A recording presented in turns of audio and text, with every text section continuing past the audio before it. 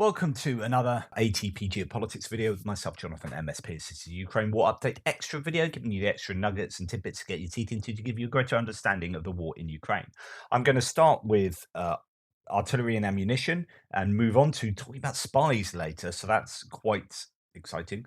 If you're interested in that kind of stuff. If not, there's other YouTube channels you can hang out at. Right, weird.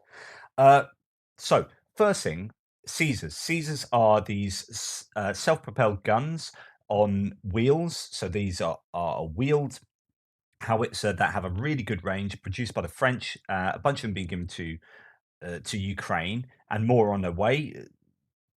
Denmark are allowing France to just basically directly export the ones that are going to be selling to Denmark straight to Ukraine, so on and so forth.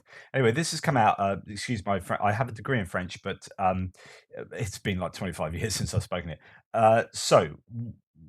This is about Caesars. One piece has been destroyed by counter battery fire, and one piece has been damaged by a drone, but could be recoverable.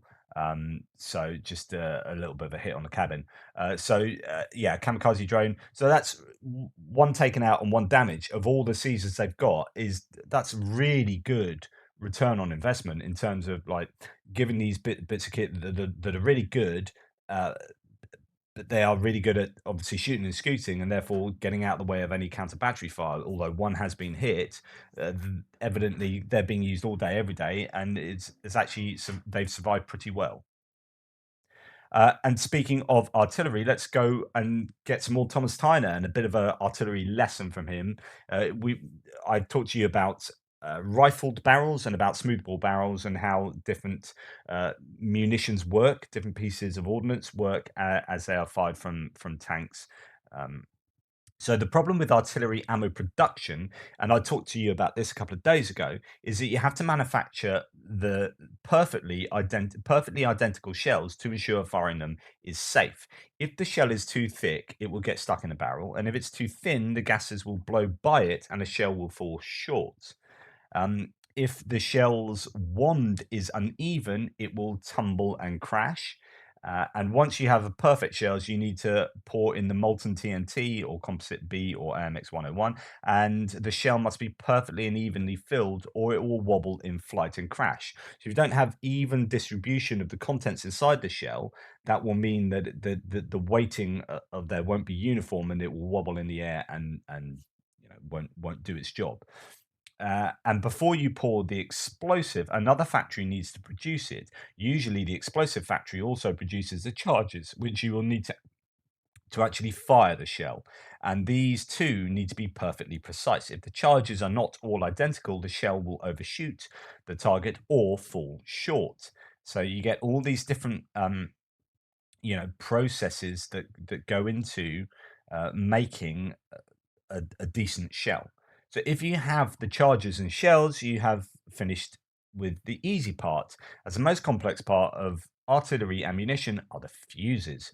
Point detonating already require a lot of work, but proximity fuses, which include a radar, are much more complex. Okay, so that's to say certain shells will have a point detonation. In other words, once that the point of the shell hits the target, that's what detonates the explosion. And there are different ones that we talked previously about the squash ones, which won't detonate straight away. They will squash against the armor and then detonate once they've squashed against the armor. So there are different kinds of fuses, but there's also proximity fuses which have a little radar, so when they get near to something, then they explode. And you can have these even with smaller rounds firing from, say, Gepards at a cruise missile, and you're firing up and up, and they will only sort of explode when they'll have a sort of mini explosion as they sense that they're near to the target.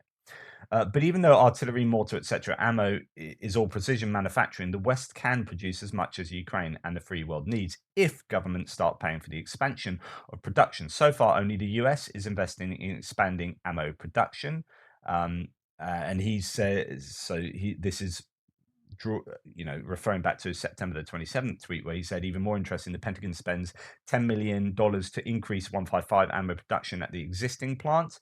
200 million for new M795 metal parts plants, 30 million for a new M795 load assemble and pack plant, 265,850,000 for a new propelling charges plant, so on and so forth. So this is back in September. They're ramping up production. There's ramping up production in Australia, I know, and I think in Europe there is too. Uh, Although he says no European ammo producer has the financial resources to invest in new production lines or factories unless European governments sign now multi-year orders for massive amounts of ammo. This Western European stinginess has to end. We need wartime production levels now. Right. The issues with this is that, and you can fully understand why this happens, right? Say you haven't been at war for 20 years and you've got a factory that is the factory's been built to produce these precision bits of ordnance, right? It's a very difficult and expensive process. Are you going to be like oh yeah, there is, so shells can, like, they have a sell by date type thing, so sometimes you want to be replacing old stock to make sure that when you do come around to using them, they'll work fine. So there is that element, but basically in 20 years of not going to war, you're not going to be producing these things. It's going to be losing money hand over fist if you're continuing to produce these at wartime levels. So basically you mothball these factories, but then who pays for that factory to sit there, still need to be in good working order for when you need it? So basically, you might sell off that factory or this change it to produce something else that you do need. And then when it comes to war, you're like, oh my goodness, we need a load of shells. If we spend all this money now, are we going to need that factory to be working in 5 years' time? Are we spending all this money just for like 1 year, 2 years worth of shell use, and so on and so forth? So all these considerations, which, if you are a business, right? If you so the defense industry, if it's a corporation or a business, they don't necessarily have. I mean, the free market. I keep saying this: a free market does not arbitrate for morality. So a defense company is not going to sit there and say we should do this for moral reasons, right? Because if that's going to end up costing them in the long run, they will go out of business. So it's not in their best interest to operate from a moral point of view unless the moral point of view aligns with the economic point of view, right? So then you can say, yeah, we're doing this for the moral reason, which is fine because actually, luckily, that aligns with the economic reason. So we're going to make money out of the moral reason type thing. So the only way you can get a company, a free market, a corporation to adopt a moral position, which is you need to make these even though it's going to cost you extra, is if the government comes in and says, we're going to pay you to do that, or we're going to order you to do that, or we're going to help you to do that, or whatever. The only way you can get that kind of operation is with government intervention. So this is why things like wartime, but any kind of anything that involves long-term planning in this way will often need government intervention and strategic planning. So pure free market economists don't agree with this and don't like this, but it's the reality. You look at how Singapore operates. Um, which is supposed to be this paragon of free market economics, has actually got huge amounts of strategic planning involved from the central government. So it's like the free market working with central government for strategic planning purposes, and then they allow the free market to do its thing. But actually, it's not just pure free market, and in fact, there's no real example of pure free market economics existing ever in the history of the world. Like, because it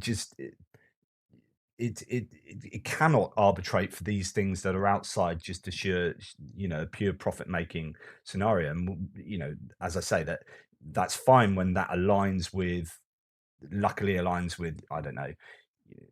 So for example, if you want business to be greened, right, to be greened up, to be more environmentally friendly, more sustainable, so on and so forth, then the best way to do that is to align that with the kind of with profit making. So the way that you green the economy is by making it economically preferable to have green products, or so that green products make money. And that's where strategic planning comes in. So it's like, right, let's phase out fossil fuels and start putting R&D into making wind turbines or whatever, and then they end up being cheaper, and it's cheaper to produce fuel per kilowatt hour using these technologies, and then it's now economically viable. That's when people will adopt it because it's cheaper to do so. So the point is that you need the strategic planning involved and some money up front quite often to make these things eventually cheaper to then make it economically attractive. And it's exactly the same here with munitions manufacture. You know, they aren't these manufacturers aren't going to do this off their own back unless there is a profit to be made in doing so, and a long term kind of plan that they have for making that profit. So anyway, sorry, I'm ranting. He continued. The Dead District says elsewhere, another Twitter handle I follow. The world's war machine is running low on ammunition as Russia's invasion of Ukraine drags on. The two sides are using more shells than they can buy or produce, which means factories are becoming as critical as troops. And this is from Bloomberg. On an average day in Ukraine, the opposing armies lob as many as 30,000 shells at each other. That's more than 200,000 shells a week, almost 1 million a month, without including the bullets, landmines, hand grenades, and other munitions being deployed as Putin's invasion enters its second year. Ukraine has managed to keep up because the more precise weaponry it's gotten from NATO countries allows it to use its ammo more effectively than Russia does, and it can rely on factories in Europe, the US, and Canada that have far greater potential capacity than that of Russia, although they need to really ramp it up because that's still not sustainable. Which faces sanctions, Russia, which faces sanctions and has to turn to North Korea and Iran for supplies. The US Army says that by this spring, its production of 155mm shells will rise from 14,000 to 20,000 per month. In January, the Army said it would invest $2 billion in several of its ammunition plants across the US, and it aims to reach monthly production capacity of 90,000 shells as soon as next year. Germany's Rheinmetall AG is investing more than 10 million euros in a new production line near Hamburg to make ammunition for the Gepard Spag. That's the anti-aircraft gun. Berlin has self-propelled anti-aircraft gun has supplied Ukraine. Slovakia says it will quintuple its annual production of 155mm shells to 100,000 by next year. France and Australia are teaming up to produce unspecified quantities of 155mm shells. Ukraine says it's agreed with NATO members to produce various types of munitions in factories outside the countries, and I think there's some small amount of production inside. So ammo is super important, right? And there needs to be lots of it made. So Thomas Tyner does another thread as a kind of PS thread to his previous ones about tank ammo that I went through with you. If you've not read his earlier threads or hear me talk about them, you can check them out or listen to my previous extra videos. So besides the HESH, so these are these squash ones I was telling you about, heat ones, APF SDS. These are ones that kind of turn into like molten liquid, if you like, and then spray out in the inside and cause all sorts of problems there. There are other tank rounds that exist, like smoke, high explosive anti-personnel, high explosive obstacle breaching, canister, etc. So canister, shown in the video, turns the tank into a giant shotgun that shreds infantry that come too close to the tank. So check this one out. So this is how a canister round works, and a bit like a shotgun. So literally kind of disintegrates as it flies through the air, and all those bits just take out, humans and soft targets. So yeah, that's a canister. Most of these rounds are being replaced by advanced multi-purpose rounds, which combine heat, obstacle breaching, and anti-personnel capabilities in one programmable round, with the American M1147 AMP in this video being the most efficient and deadly of these new rounds. It's like an airburst, basically. Dismounted infantry and neutralizing light combat. So as you see, before it's fin stabilized here. As you can see, before it reaches its target, it explodes, and you get lots of kind of shrapnel and stuff. You get the explosive force, you get a mixture of kind of everything. I don't know whether it can detect where it is as well. So, or it's like a mixture of all those things, and you can see the spread of all the kind of particles as they come out there. Modern tank rounds consist of a propellant-filled cartridge with a central primer flash tube that ignites the propellant. The projectile sits on top of the cartridge with the fins of some projectiles embedded in the propellant. It's in principle a giant bullet. Leopard 1 and compatible 105mm rifled guns use a metal cartridge that is automatically ejected after firing. This is the same cartridge or projectile combination as in the NATO 105mm howitzers like the L119 and the M119. One 20mm smoothbore round. So those are rifle rounds that rotate because of the rifling. They've got like a band often that gets squashed into the rifling. That then it rotates as it goes through the tube because the tube has the rifling. Smoothbore has no rifling, so as the round is fired out, it has fins that will stabilize the round as it goes through the air to allow it to be accurate.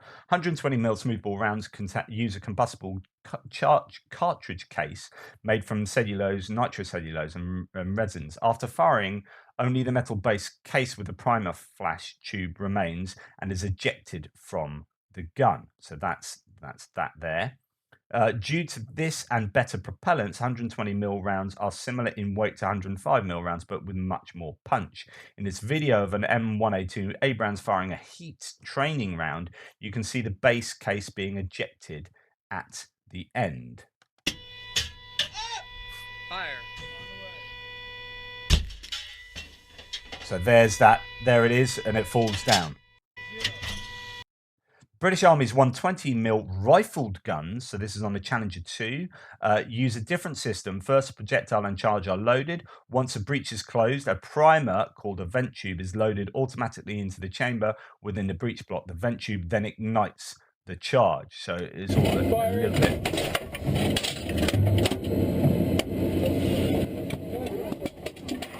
So it looks quite a lot more complicated.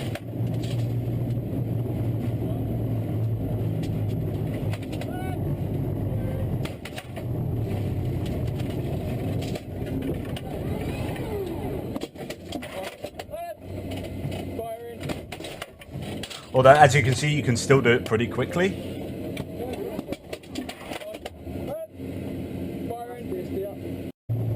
So we've just seen a 30-second video where he fires 3 rounds there. The round shape on tank barrels is the bore evacuator, which just by its design, without any mechanical parts, removes fumes and gases from the tank barrel after firing. The only Western tank without a bore evacuator is the French Leclerc. The Leclerc uses an autoloader and overpressure in the autoloader compartment to force gases and fumes out of the barrel. There are tons of other aspects of tank design that are amazing, like gun stabilization. We've seen a little bit of that previously, and the CV90, which is the infantry fighting vehicle of the Swedes. That's now a load of them being sent over. That has a 40mm cannon, and that stabilizes amazingly well. As it's going over bumps, it just stays like that. So you can keep firing at a single target, no matter what's happening to the actual vehicle. Tank optics and thermal cameras, the fire control systems, etc., etc. But I will do an anti-tank guided missiles and mortar threads next. Ooh, so that's more excitement for you because I'm sure I will share that with you. Okay, so that was your that's today's lesson. Let's have a look at a traffic jam. Why is there a traffic jam why is there hugely loud music all the time on these videos when I just want to see the stuff? Okay, so why is there a traffic jam on this Ukrainian road? I wonder why would I have to stop up ahead? Is it a small child crossing the road? No, it's a HIMARS, high mobility artillery rocket system, just pulled up and firing off. Just have to wait a few seconds. It's only 6 missiles. Bish bash bosh. There you go. So that's road traffic on Ukrainian roads. Now, a bit more in terms of projectiles here. A PSRL, a precision shoulder-fired rocket launcher, a clone of the famous RPG-7, so pretty basic stuff. Manufacturer Airtronic USA. So this guy, it's just quite interesting to see this guy run in and out and fire his stuff off. Okay, well, less of that. So here he is, so running out, having a pot shot.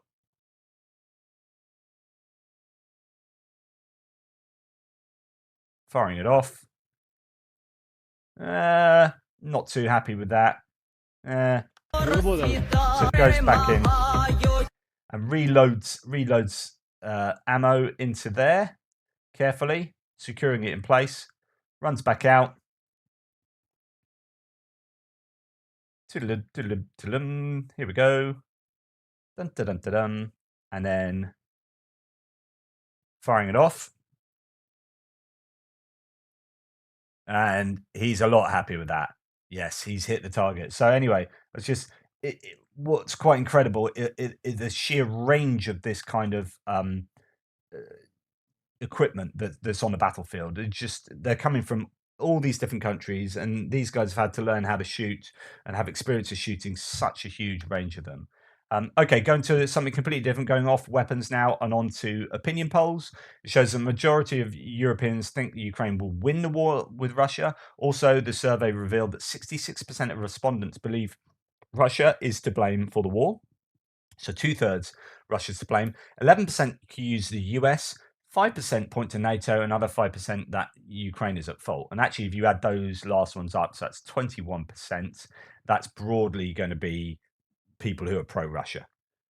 So that's about a fifth, and you might think that's quite high, but the UK has got one of the highest. The Balkans and the Baltics and Poland around the kind of 79 mark for the 79% mark support for Ukraine, and that's one of the highest. So that suggests, and there'll be some people who don't know in there, but it seems that Europe as a whole, where you've got a lot of Russian influence, you've got people who are anti-West, you've got people for differing reasons will be anti-EU, whether it be on the far right, on the far left, and that will translate into more sympathy for Russia. Not always necessarily because they're pro-Russia, but sometimes it's because they're anti-West, and that's what you might see from other places around the world. It might be that someone in South America, say in Brazil, might not be that they're so pro-Russia, but they just don't like the US or something like that, and therefore they don't like the US's allies, and therefore they will support the US's enemies.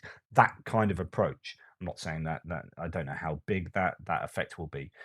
So when we go on to look at the this poll, interesting breakdown of the stats here. So who thinks that Ukrainians will win the war? Well, in Europe as a whole, 61%. The highest Poland at 81%. The lowest Italy. Italy very pessimistic about Ukraine winning with only 51%. Germany 55%. So fairly pessimistic there. It doesn't really tell you who they support, but only who they think will win. Poland really strongly thinking Ukraine will win, or who bears responsibility for the war. So this is a key one. Poland, 88% think they're responsible. UK not here. We're around 79% thinking that, um, in support of Ukraine, if you like.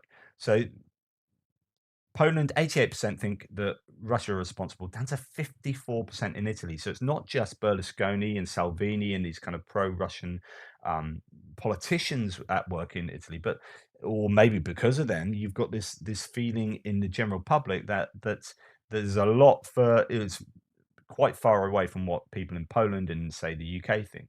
Germany 68%, France 67, much of a muchness there in support for Ukraine in thinking Russia are responsible. 62% in Belgium, bit of a drop there. Spain 75%, fairly high, and Netherlands 71%. So when you start seeing those kind of stats, you understand that actually it still gives enough room for a good 1 in 5 people across Europe to be in support of Russia. So that's a 5 plus 5 plus 11, with 13% probably saying neither or. So yeah, don't know. What I would say, good 1 in 5 in Europe are essentially pro-Russian, and whenever you're showing your support, your government is showing your support for Ukraine, you're going to have 20% of people not agreeing with that. And there will always be, an amount of discord going on in Europe given this war, no matter what decision is made. And then we're going to get on to talking about spies. So the Spiegel reports that Russia offered the now exposed German BND double agent a 6-digit sum in euros if he tells them where to locate the Ukrainian HIMARS batteries. The Russia offered. So you've got this guy in the BND. The BND is a German intelligence agency, which has come into quite a bit of disrepute recently because of uh, people in positions that have been a bit dodged, spies being found in Germany, so on and so forth. So what I'm going to do is just have a little look at the really very good Washington Post article that's just come out today, In the wake of the Ukraine war, US and allies are hunting down Russian spies.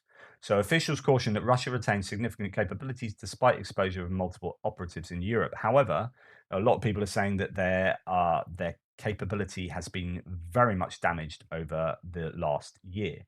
So lots of stuff to talk about in this article. So just read you some key parts. US and European security officials caution that Russia retains significant capabilities, but said that its spy agencies have sustained greater damage over the past year than at any time since the end of the Cold War. The magnitude of the campaign appears to have caught Russia off guard. Officials said blunting its ability to carry out influence operations in Europe, stay in contact with informants, or provide insights to the Kremlin on key issues, including the extent to which Western leaders are prepared to continue stepping up arms deliveries to Ukraine. So they Russia historically had quite a lot of influence in Europe with a lot of fingers and a lot of political pies, given that they've got an extensive spy operation and that the KGB, FSB has been very prominent over the last sort of 50 years and more. If so, the fallout may add to the list of consequences that Russian President Vladimir Putin, a former KGB officer in East Germany, failed to anticipate when he ordered the invasion of Ukraine. Quote, the world is quite different from for the Russian service now, said Antti Peltari, director of Finland's Foreign Intelligence Service. Because of the expulsion, subsequent arrests, and a more hostile environment in Europe, he said, their capability has been degraded considerably. Russia has sought to compensate for its losses by relying more heavily on cyber espionage, Peltari and other European officials said. Moscow's tried to take advantage of border crossings and refugee flows to deploy new spies and replenish its depleted ranks. But these new arrivals would be without the protection and advantages of working out of Russian embassies, officials said, and may lack the experience, sources, and training of those who were declared persona non grata. In a possible sign of Russian desperation, officials said, Moscow has attempted to send spies who were expelled from one European capital back to another, probing for vulnerabilities in coordination across the continent's patchwork of security services. So since the war has begun, a lot of spies have been found out and have been expelled, and etc., etc., etc., or arrested, and this has degraded Russia's capability. So they're relying more on cyber espionage, on cyber attacks, and on the fact that there's all this movement of people with refugees from Ukraine, borders being, you know, loosened somewhat to allow Ukrainians to go in, and that allows Russian spies to go into these European countries on the one hand, but on the other hand, there's been this shutting down of being able to operate out of embassies, so they are having less support with what they might be doing. Quote, we have no illusions that Russia will keep on trying to reconstitute networks in Europe, said a senior Western security official who, like others, spoke on the condition of an anonymity to discuss sensitive operations. The official said his country and others have shared the identities of those they expelled with other members of the European Union. Of those Russian attempts to reinsert spies, the official said, none that we are aware of were successful. So there's this growing collaboration between European nations in the EU to swap information and intelligence to allow them to give a more unified approach to combating Russian espionage. Then it goes on to the article talks about a particular case. In this case, a guy called Ella and Linker. So Linker was a guy that was arrested in Germany. He was and then a guy, um, Ella, was arrested on the back of Linker being arrested. So a month before Ella's arrest in Munich, German authorities had also arrested Carsten Linker, 52, who was in charge of a unit responsible for internal BND security and access to the personal files of agency employees, officials said. In September, a joint operation revealed that Russian intelligence agencies had gained possession of classified BND documents, setting in motion a mole hunt that quickly focused on Linker. The severity of the breach prompted the US, Britain, and other governments to curtail intelligence sharing with Berlin. So this is the idea that other nations realized that Germany had a weak link in this intelligence collaboration, and if they were telling Germany stuff, that stuff was getting back to Russia. So they stopped doing intelligence work with Germany and stopped swapping information with them. Quote, every single service is doing their own damage assessment, as a result of this leak, said a senior intelligence official in Northern Europe. You think, what information did we share with them, the Germans? Was that information available to Russia's agents? German media reports have said that Linke and Eller met in 2021 at a social event, but in recent interviews with the Post, officials said there are indications that the two were introduced by a member of Germany's far right Alternative for Germany, or AfD party. So this is the far right party in Germany, and it just shows how traditionally, like 50 years ago, Russia was all about the far left and communism, and they seem to just like switch to the far right. And in fact, most of the far right agitation in Europe and the rise of the far right politically, you look at Marine Le Pen in France, you look in the Netherlands, you look in with the AfD in Germany, who are bankrolling them. And it turns out it's Russia. So Russia are not thinking along ideological lines anymore. They're thinking on power lines. They're thinking along how can we foment discord in Europe? And it doesn't matter who they are ideologically. It doesn't matter whether the far right, the far left, or whoever. We need to support them to give rise to discord within European political ranks. Um, yeah, so raising the prospect that Linker may have been motivated by radical political views. So it might be that Linker was motivated by far right ideology, but Russia supporting him may have just been thinking about, power in general. So when Linker was eventually arrested on December the 21st, Ella received a phone call. So here's this other guy who was sort of being looked at. He's a 31-year-old gem and metals trader who was born in Russia and lived in the same region of Bavaria where Linke had spent much of his career. So they were onto him. So when Linke was arrested in December the 21st, Ella received a phone call from a contact in the Russia's Federal Security Service, FSB, the main successor to the KGB, warning him that he was in danger and urging him to fly to Moscow. Instead, Ella departed again for Florida. So he had been going, his wife's or partner's family, some of them were living in Florida. So he'd been there and he went back again on Christmas Day. And a person familiar with the case said, and remarkably, German authorities made no attempt to prevent him from leaving. The evidence we had gathered was not enough to arrest him, the German security official said. A crash investigation by the FBI changed that. So this is the importance of the FBI stepping up their work as well. Eller's hectic travel schedule came to an abrupt halt on January the 12th when he sought to board another flight to Munich and was intercepted at the Miami airport by FBI agents, said the person familiar with the case. And then it goes on to talk about this and how you've got the rise of US intelligence working with European intelligence, BND issues aside, to really take advantage of this new vulnerability of the Russian intelligence services given the Ukraine war and what's happened as a result. So now, the FBI, CIA have got their tail between their tails up, sorry, and thinking, right, now's the time to hit the Russian security services and espionage services.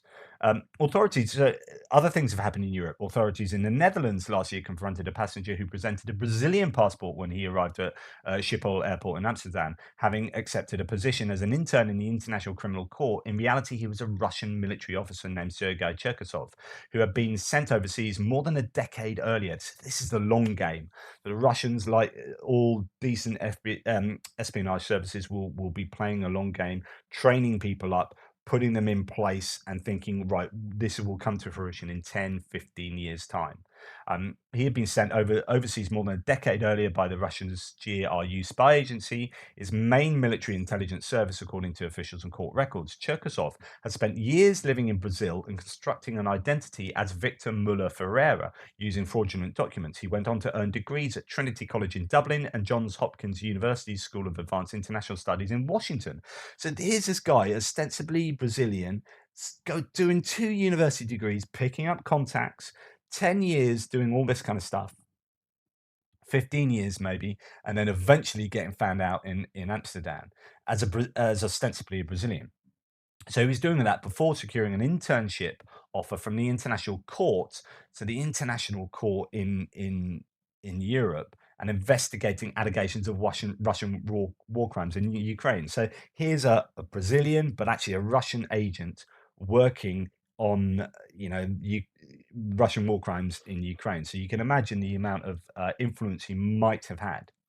And likewise, in October, authorities in Norway arrested an accused Russian spy under similar circumstances. He had posed as a Brazilian researcher focused on Arctic security issues at the University of Northern Norway, credentials that enabled him to gain access to European experts and officials.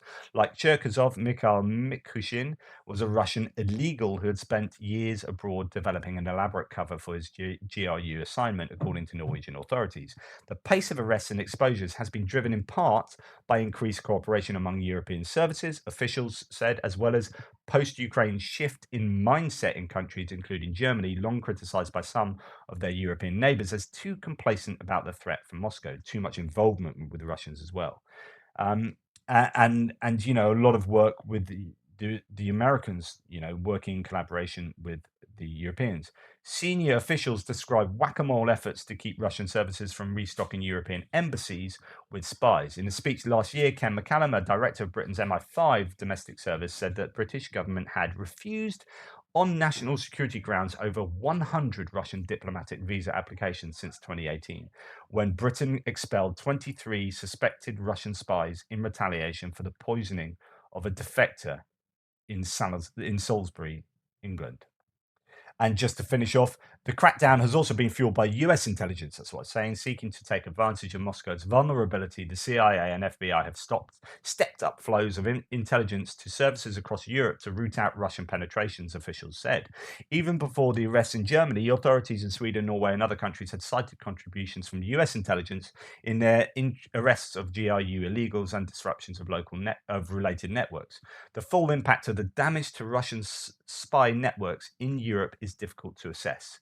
Security officials in Finland and Sweden, for example, said they have been surprised at how little effort Russia put toward disrupting those countries' applications to join NATO. So, with Finland and Sweden looking to join NATO, their intelligence services are like, well, we're expecting a load more kickback from Russian operatives, but there seems to be very little. Is it because actually they've been pushed into secrecy? They've gone into hiding? Is it because they've been rooted out and actually a load of them have been arrested or have been, have had to go back to Russia because of fears of being arrested, so on and so forth?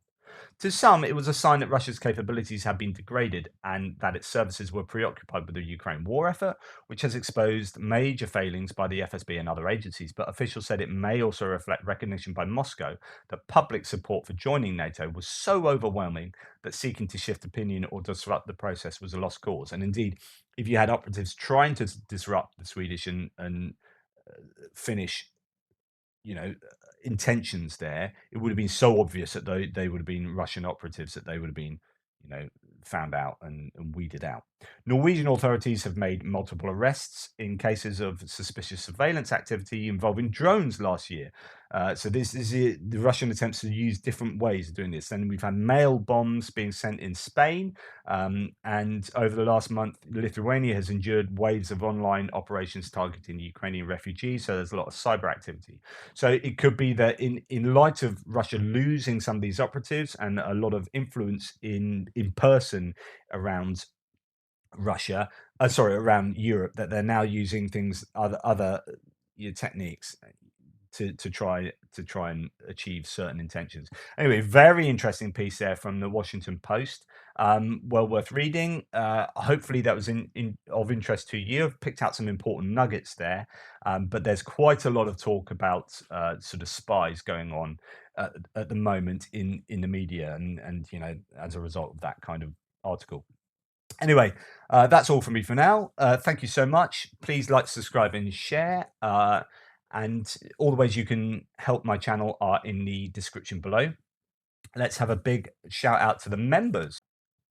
So awesome. Recent members: Mats Larson, InQ, J2010. Thank you so much. Adding to Da Vinci, Hans Botemans, Robert Kierstad, Bill Nicodemus, David Purs, Tom NPS, Sabra Bursevicht, Mikey Bump, Imre Hadjus, Subhero, Robespierre1, Scott Milan, Leah Kroll, Ellen Tavir, Andrej Erdovich, James Cottle, Mark Schwarman, Hans-Peter Nielsen, Tyler Crockett, John Lloyd, Memos, Mitch Mazarol, awesome legend, Kevin Alexander, Ioannis Kilioris, and Ian Ratner. Really appreciate all of you for your support for the channel. It is super cool, particularly Sabra Burzovic for being a deep thinker, and Da Vinci as well. Legends.